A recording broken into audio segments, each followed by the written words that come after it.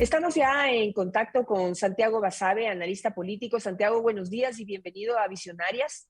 Un gusto contactar nuevamente con usted. Bueno, nos hemos planteado el reto de analizar cuáles son los desafíos políticos para Guillermo Lasso en el 2022. Y quisiera contar con su análisis. ¿Cuál sería el principal reto que tiene a resolver en materia política el gobierno nacional? Hola Janet, buen día a todas las personas que nos escuchan y nos pueden mirar también. Yo creo que es el tema económico, evidentemente. Abiertamente es el tema de mejorar el empleo, mejorar, dinamizar la economía y en función de eso que vaya la mejoría del empleo. Me parece que por ahí va la cosa. Y para eso se necesitan dos temas grandes. Uno, el tema de atracción de inversiones, que lo puede generar en alguna medida el gobierno por sí mismo, digamos, a través de sus ministerios, de acuerdos internacionales, de vinculación con organismos específicos de comercio. Y por otro lado, va a necesitar aprobación de leyes claves en la Asamblea Nacional. Pienso en la ley de inversiones, pero fundamentalmente en la reforma al Código Laboral. Y en este Y segundo caso, creo quizás, que ahí vienen los problemas. claro, allí está donde se concentra el principal reto y es cómo lograr que la Asamblea Nacional fluya, que la Asamblea Nacional deje de pensar en sus propios intereses políticos, en sus propios intereses partidistas y empiece a pensar en el país y negociar en ese sentido, porque hay que ser claros que los diálogos y las negociaciones políticas son absolutamente legítimas. Sin embargo, siempre deberían estar pensando en pro del beneficio del país. Lo que ocurre en la Asamblea Nacional es que priorizan sus intereses políticos, partidistas y hasta personales.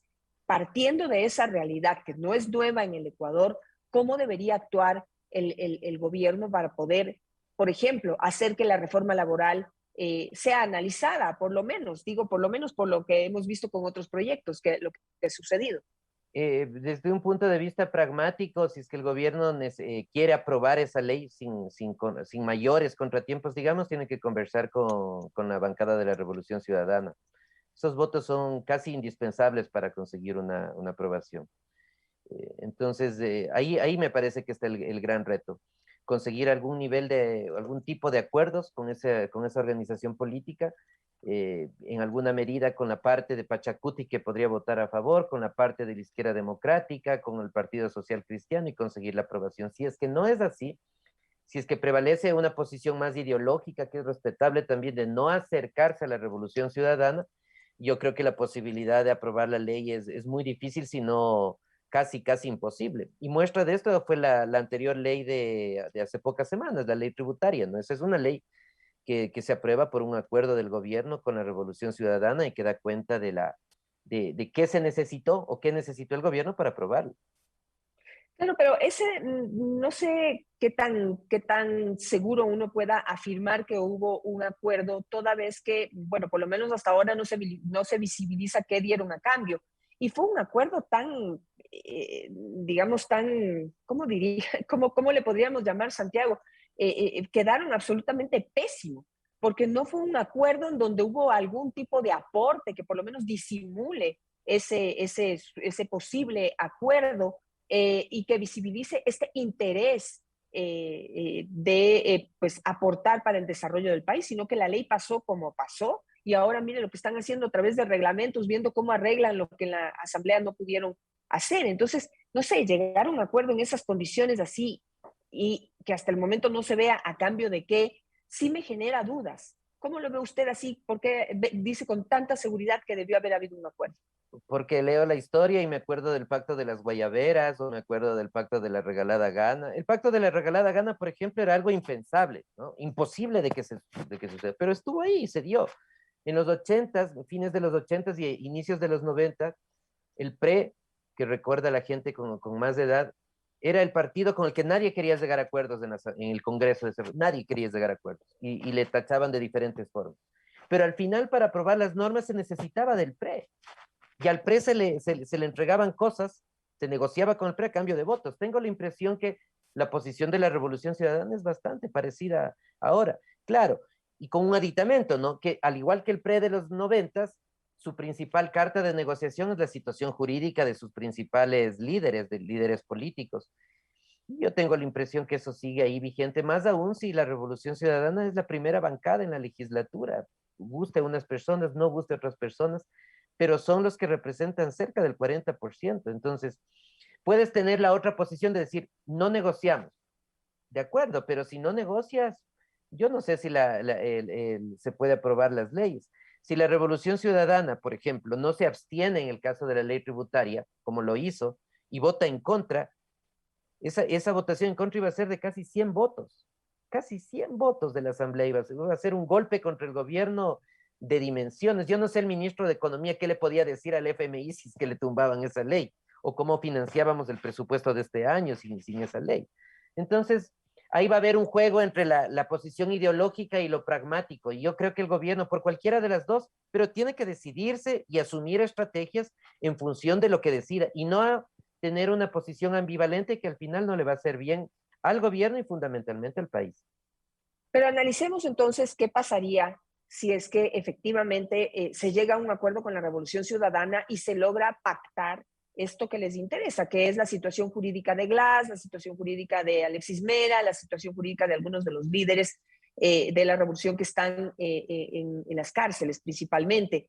No sé qué tanto puedan negociar sobre la situación jurídica de Correa, que ahora tiene un juicio más en su contra por el tema de Alex Saab y el sistema Sucre, pero digamos que el gobierno logra llegar a un acuerdo que se hace público y transa este tipo de canjes, ¿no? Hace este tipo de canjes. Me das la reforma laboral, te doy la prisión domiciliaria de Glass. No sé, se me ocurre. Pero ¿qué es lo que pasaría en su popularidad y en la sociedad? Toda vez que si vamos a las elecciones, tenemos que un 50% de la gente no votó por Lazo por irse en contra de la Revolución Ciudadana. Entonces, allí no sé qué pueda pasar, ¿cómo lo lee usted?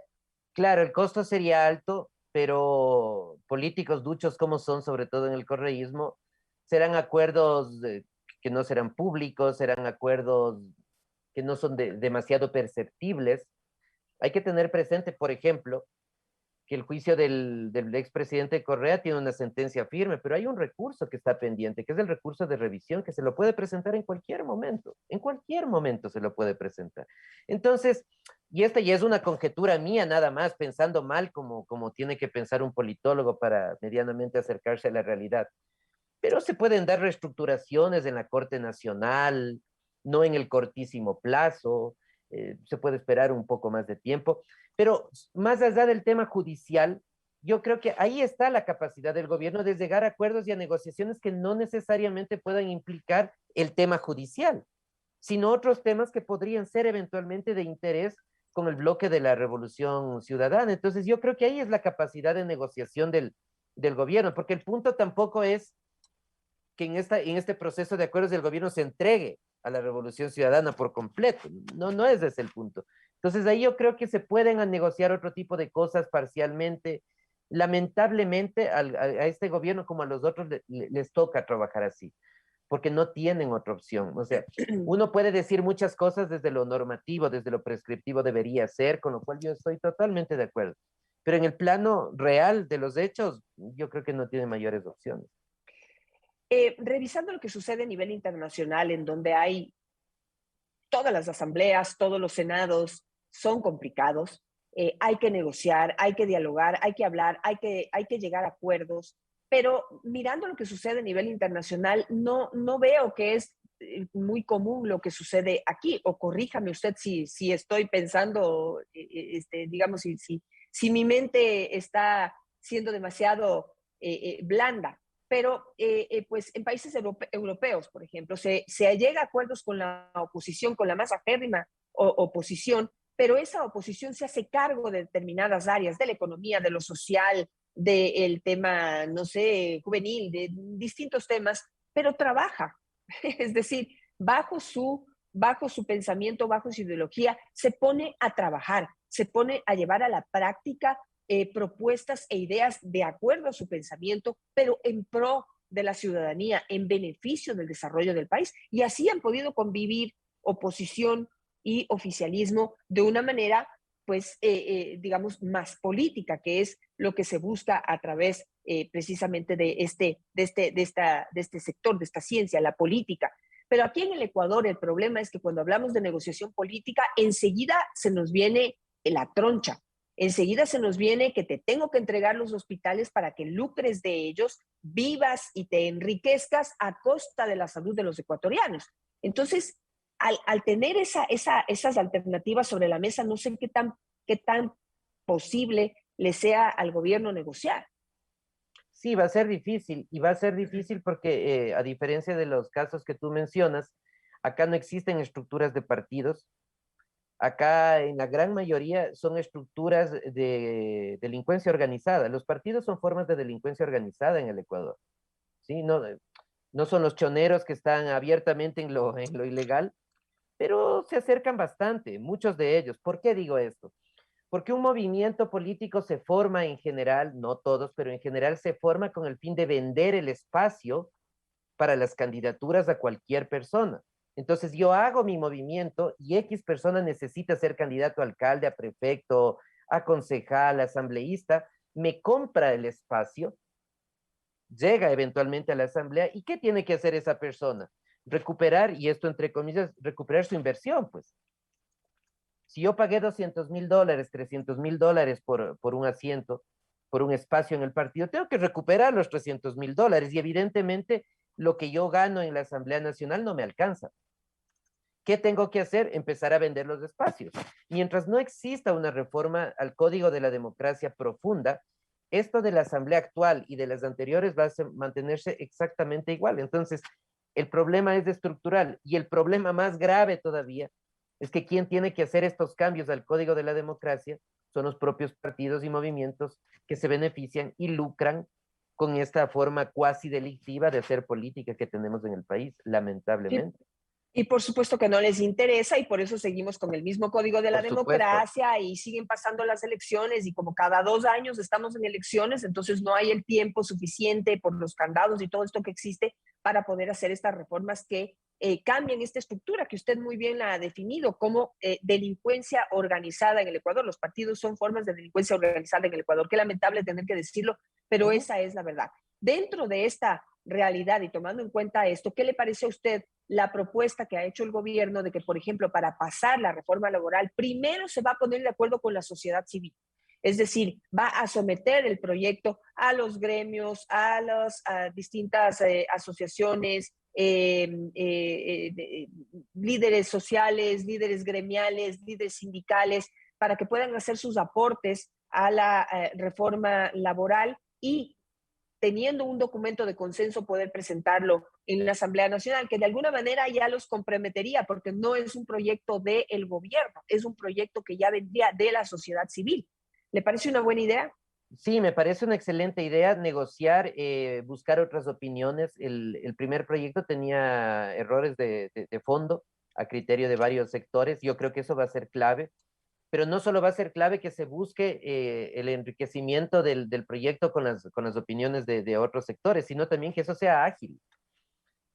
Porque si es que a esto no le ponemos tiempos, la economía sigue deteriorándose, el país sigue empeorando en ese aspecto y sobre todo el descontento ciudadano sigue subiendo. Entonces, yo creo que hay que hacer eso, pero hay que hacer también eso con eficiencia, eficiencia en términos temporales. Ojalá el gobierno esté ya trabajando en eso, debería estar ya trabajando en eso, asumo yo, para que el proyecto de ley llegue con un poco más de fuerza política a la Asamblea para su discusión.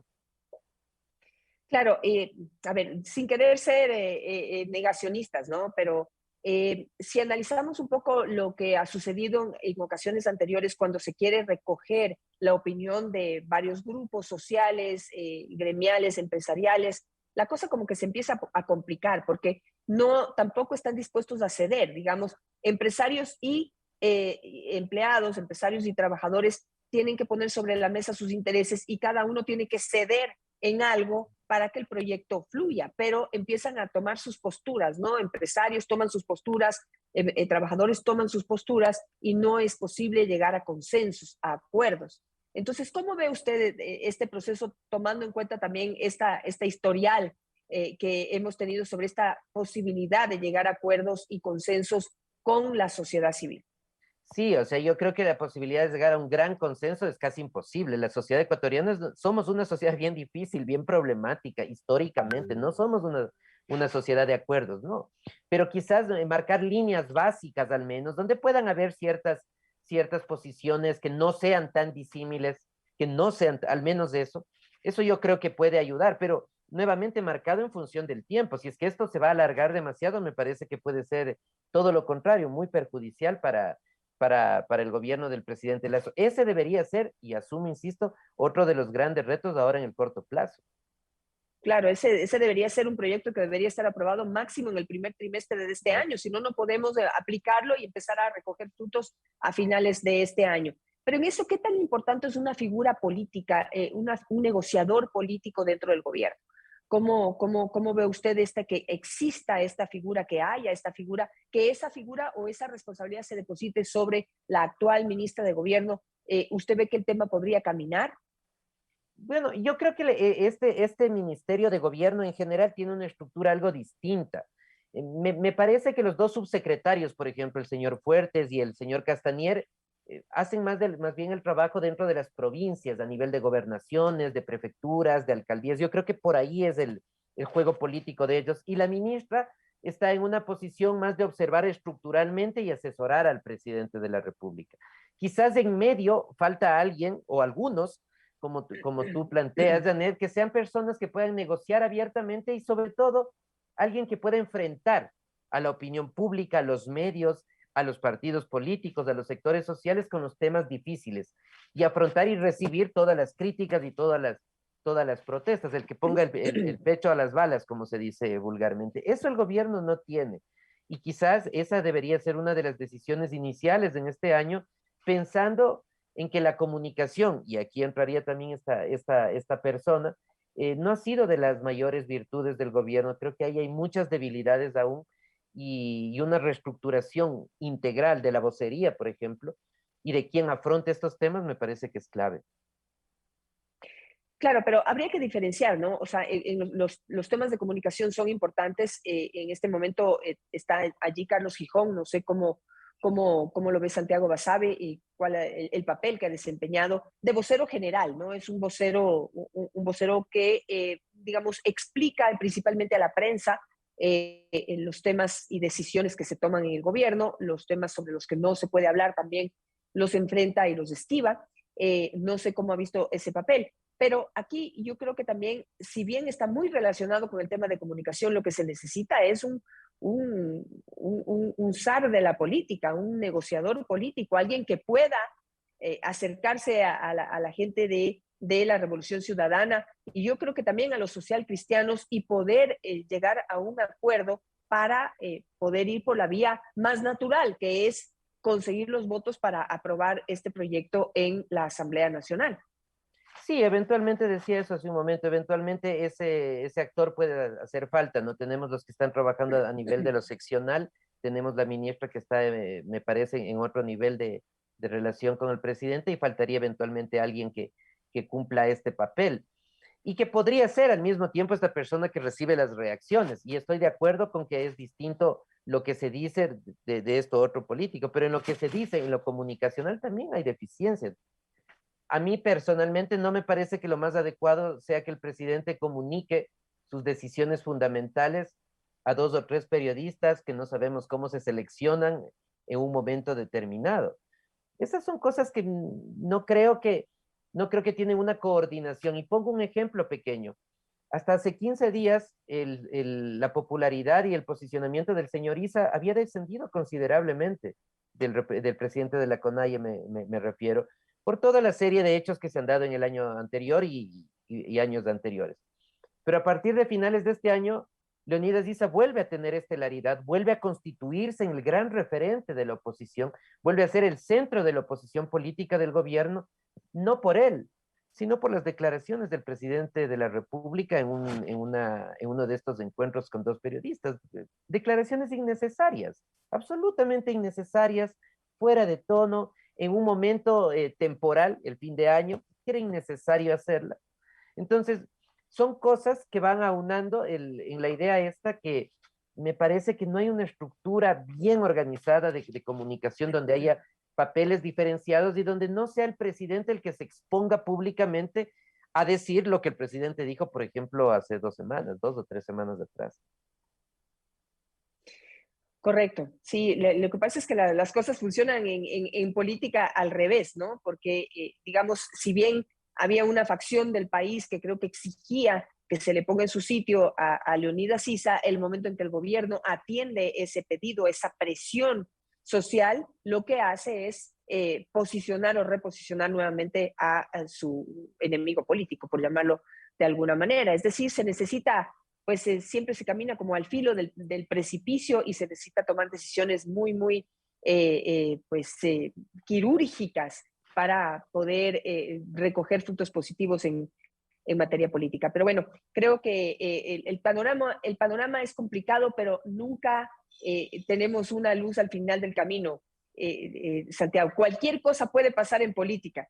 Mañana puede suceder de nuevo esto que sucedió con la reforma tributaria y tenemos en este primer trimestre una nueva reforma laboral, quién sabe en qué condiciones.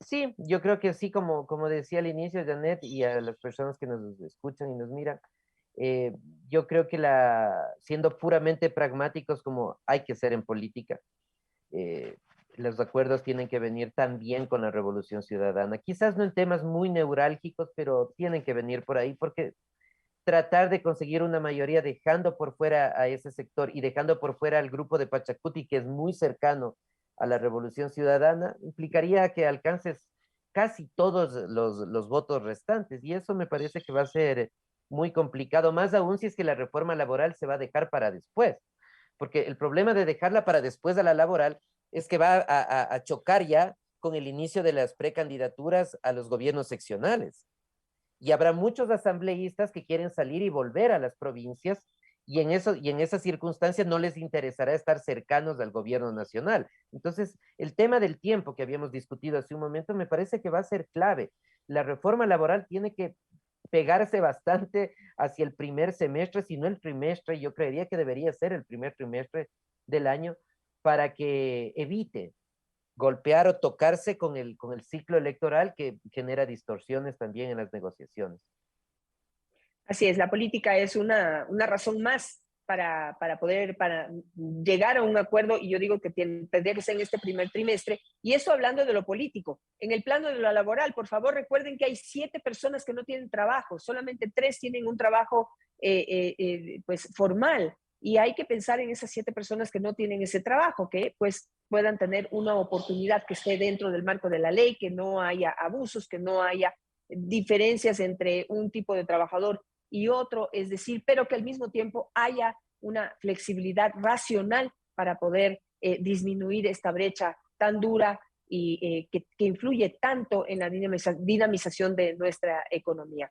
Santiago, muchísimas gracias por estar esta semana con nosotros. Y yo creo que el tema político, que es el que se viene a partir del segundo semestre, del segundo semestre de este año, es algo que deberíamos empezar a analizar, esas distancias que van a empezar a marcar los partidos políticos del gobierno para poder participar de manera efectiva y exitosa en las próximas elecciones seccionales. Pero este tema lo dejamos pendiente, Santiago. Claro que sí, un gusto siempre, Janet. Un saludo a toda tu audiencia y felicitaciones por este emprendimiento interesante y que aporta al país que tanto necesita de ideas, de diversidad, de opinión de la ciudadanía. Gracias, Santiago. Aquí siempre abiertos a escucharle, a debatir y a poder conversar sobre estos temas que son tan importantes, entendernos, reflexionar sobre ellos para poder aportar de mejor manera como sociedad. Gracias, Santiago, que tenga un buen día. Igual a ti, Janet, buen día.